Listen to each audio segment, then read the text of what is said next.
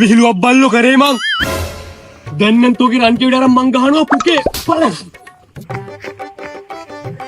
බලන් ඉද මං කොහෙනද? බලපන් පාලයක.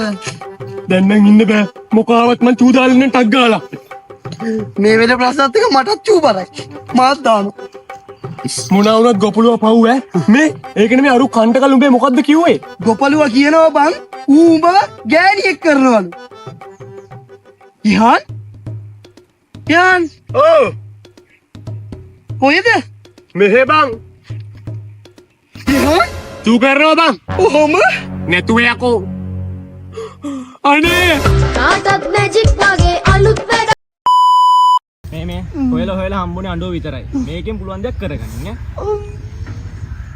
උඹ පුබ්බා ඉඳලා හොඳම බාණ්ඩේ තමයි යා අරගෙන ආවේ. මොකද මුගේ ෂිප් එකට හිර වෙලා තියෙන නිසා අපිට අඬුවක් තමයි දැන් ඕනේ. අන්න හරි. අපි දැන් අඬුව ෂිපර් එකට දාලා තුන්ට යන්න ඇදලා දාමු. මේ මොරෙත් හරි ළමයි ඔයා කලබල වෙන්නේ නැතුව ඉන්නකෝ. ඔයාලත් කරන දේ පරිස්සමෙන් හොඳේ. 1 2 3යි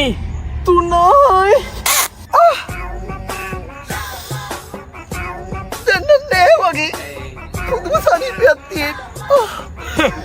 ඉතින් ඇත්තනේ. ඇයි? ඇයි යන්නේ? ඇද්ද පාර ගැලවිලා වැටුණනේ. ඈ